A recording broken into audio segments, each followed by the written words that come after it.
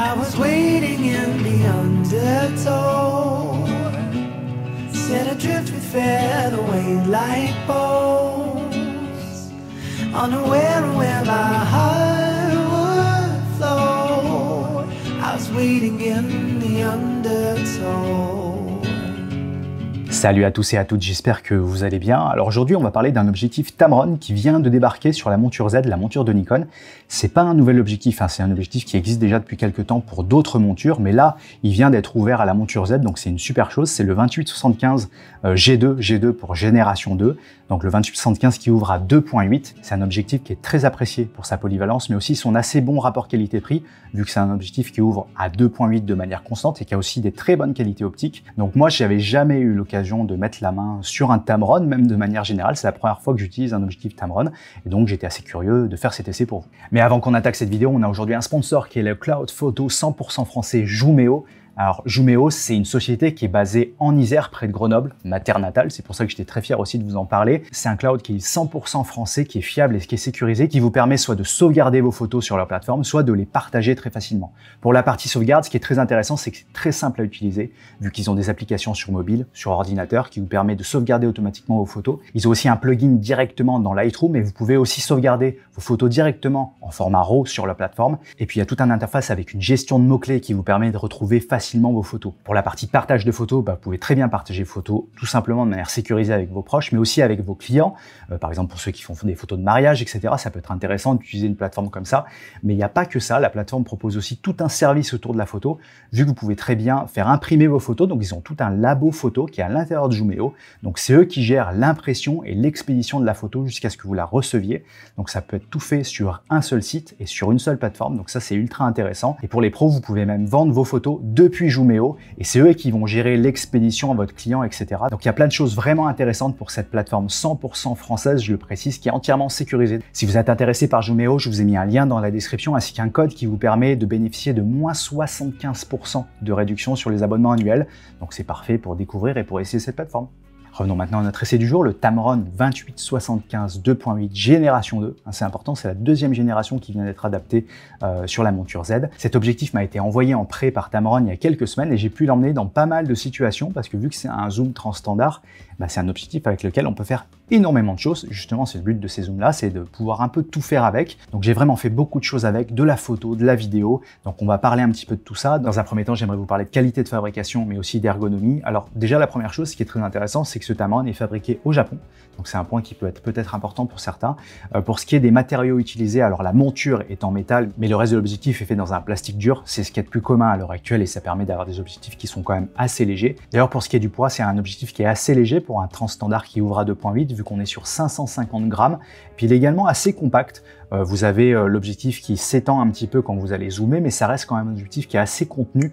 Et ça, c'est deux points qui sont très importants déjà pour cet objectif, et c'est des points forts d'avoir un objectif compact et léger, vu que c'est le genre d'objectif qu'on veut emmener de partout. Et peut-être que ça va être l'unique objectif que vous allez amener pendant vos vacances, donc il faut que ça soit quelque chose de contenu. Et donc ça, c'est vraiment un très bon point pour ce Tamron.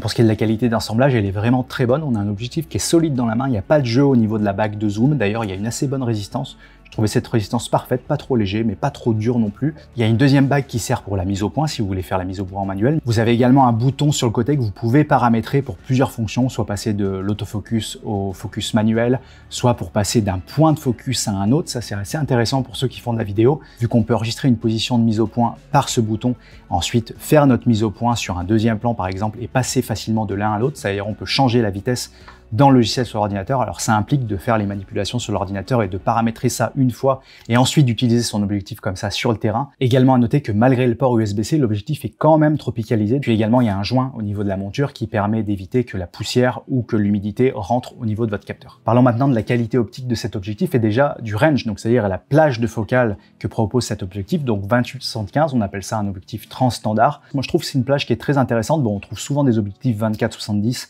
Concrètement, on va faire plus ou moins la même chose avec. Mais personnellement, moi, je préfère avoir 5 mm de plus après le 70. Je trouve que c'est intéressant d'avoir 5 mm de plus à cet endroit-là parce que ça permet d'isoler un peu plus un sujet si vous voulez faire un portrait, d'avoir une profondeur de champ un petit peu plus faible également que si vous êtes à 70 mm. Donc, juste 5 mm, ça va pas changer du tout au tout, mais c'est un petit plus.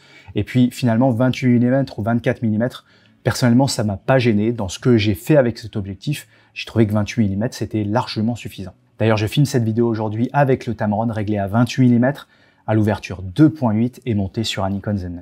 Alors je pense que vous le savez si vous me suivez, moi je suis pas le genre de personne qui utilise beaucoup des zooms. Je possède uniquement des focales fixes pour mon travail et je n'utilise que ça. Néanmoins, si je devais un jour avoir un zoom, je pense que c'est cette plage de focale qui serait la plus intéressante parce que j'utilise beaucoup d'objectifs qui sont soit vers 28 mm justement, soit 35 mm, 40, 50 et après peut-être 85, donc on est un petit peu plus court là, mais c'est vraiment la plage où j'ai le plus d'objectifs en fait, entre 28 et 50, voilà 28, 35, 40, 50, c'est des choses que j'utilise beaucoup, et du coup on peut couvrir tout ça avec ce 28-75, donc c'est pour ça que cette plage est très intéressante, et puis le fait d'avoir une ouverture constante à 2.8, pour moi qui fais beaucoup de vidéos, c'est un point qui est vraiment très important pour faire rentrer de la lumière. Mais si vous faites aussi de la photo, c'est important d'avoir de la lumière pour faire vos photos, mais aussi de pouvoir détacher votre sujet, surtout si vous mettez à 75 mm et que vous mettez à 2.8, vous pouvez faire vraiment de très belles photos de portrait avec. Cet objectif, comme je vous le disais tout à l'heure, je l'ai amené un petit peu partout avec moi, donc je l'ai amené sur milieu de tournage, notamment les tournages Tone Factory.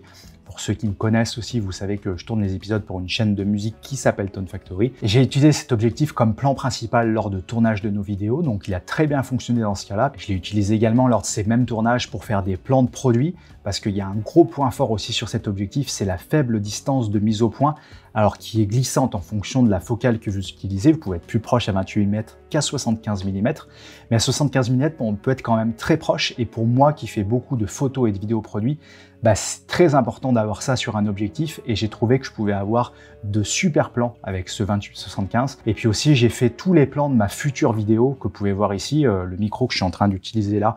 Je vais vous en parler un petit peu plus tard sur la chaîne, mais j'ai déjà fait tous mes plans justement avec ce 28-75 parce que je voulais voir ce qui donnait dans cette circonstance-là. Je me suis mis tout le temps à 75 mm pour faire ces plans-là parce que personnellement, moi, je préfère faire des plans produits avec une focale assez longue pour avoir un minimum de déformation.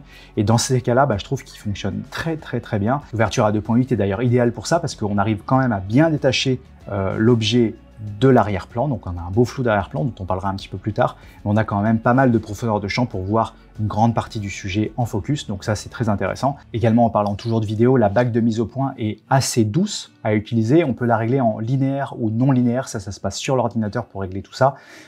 J'ai pu remarquer qu'il y avait un petit peu de focus breathing, lorsqu'on va passer d'un plan à l'autre, il va avoir le cadrage qui va changer légèrement sur les côtés, mais bon, pour un zoom, c'est tout à fait normal d'avoir du focus breathing et je trouvais qu'il était quand même assez contenu, donc ça m'a pas forcément gêné, mais forcément c'est différent des focales fixes que j'utilise d'habitude. Pour ce qui est de l'autofocus en vidéo, il est extrêmement silencieux, franchement on l'entend pas, et si vous utilisez un micro sur le boîtier, vous aurez aucun problème de captation de bruit d'autofocus. Donc ça, c'est aussi un bon point d'avoir un autofocus silencieux. Et pour ce qui est de la rapidité de l'autofocus en vidéo, si par exemple je le mets sur le Nikon Z9, il n'y a rien à redire, hein. La captation de l'œil se fait très bien, du visage, ça fonctionne vraiment très bien, il n'y a aucun problème de ce côté-là. Parlons maintenant un petit peu plus de photos, parce que j'ai fait quand même pas mal de photos avec cet objectif. Je l'ai aussi bien monté sur le Z9 ou sur le Z6, donc respectivement 45 millions de pixels ou 24 millions de pixels, je vous le mets à chaque fois de façon sur les photos que je vais vous montrer. Dans un premier temps, parlons du piqué, parce que je sais que c'est un sujet qui est assez important pour certains. Alors tout d'abord, le piqué à pleine ouverture, donc à 2.8, est quand même assez bon. Il n'est pas exceptionnel, mais il est quand même assez bon. Notamment sur les photos de produits, j'ai pu l'utiliser à 2.8 et franchement, le piqué est quand même très satisfaisant.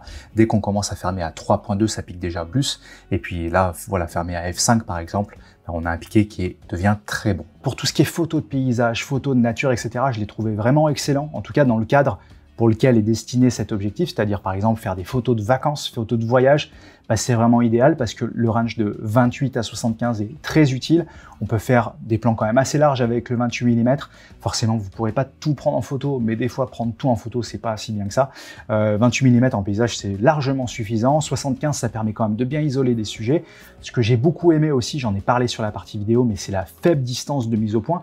Donc si vous vous baladez en nature et que vous voulez faire des photos d'insectes, des photos de fleurs, etc., donc de la proxy photographie, vous ne pourrez pas faire de la macro avec, mais en revanche, on peut vraiment bien se rapprocher des sujets. Dans ce cas-là, je vous conseille de ne pas rester à 2.8, mais de fermer un petit peu votre objectif pour avoir un peu plus de profondeur de champ et aussi un petit peu plus de piqué. Mais dans ce cadre-là, j'ai trouvé l'objectif très agréable à utiliser, très polyvalent. On peut faire plein de choses avec. C'est le but d'un objectif de ce style transstandard.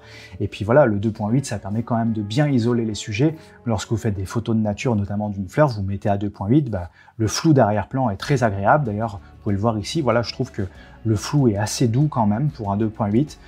J'ai pas fait de photo de portrait avec cet objectif, j'ai pas eu l'occasion de l'amener en photo de portrait, mais je pense que si vous mettez à 75 mm ou à 50 mm, vous pouvez faire de très belles photos de portrait, et puis vous aurez quand même pas mal de sujets en focus, vous êtes à 2.8, mais le flou d'arrière-plan étant assez doux, je pense que le résultat peut être assez satisfaisant. Et puis de manière générale, l'optique n'a pas de défaut particulier, j'ai pas noté beaucoup de vignettage, de toute façon avec les logiciels de retouche derrière, le vignettage est enlevé en une seconde, mais il est quand même assez contenu à 2.8, il y en a un petit peu, mais il est assez faible, il n'y a pas non plus beaucoup d'aberrations chromatiques, il y a une bonne résistance au flair lorsqu'on est face au soleil, etc. Donc optiquement parlant, il n'y a pas de défaut majeur, c'est un objectif qui fonctionne très bien et avec lequel vous pourrez faire beaucoup de choses. Pour ce qui est de l'autofocus sur la partie photo, je trouve l'autofocus quand même très réactif pour le type de photo qu'on va faire avec cet objectif. Il est très réactif, il va pas trop chercher lorsqu'il y a assez peu de lumière, donc franchement il fonctionne très très bien cet autofocus. Alors bien sûr la performance d'autofocus va changer en fonction du boîtier que vous allez utiliser avec. Si vous mettez ça sur un Nikon Z9, ça va fonctionner merveilleusement bien. Ça va être un petit peu moins performant sur un Nikon Z6, mais dans tous les cas,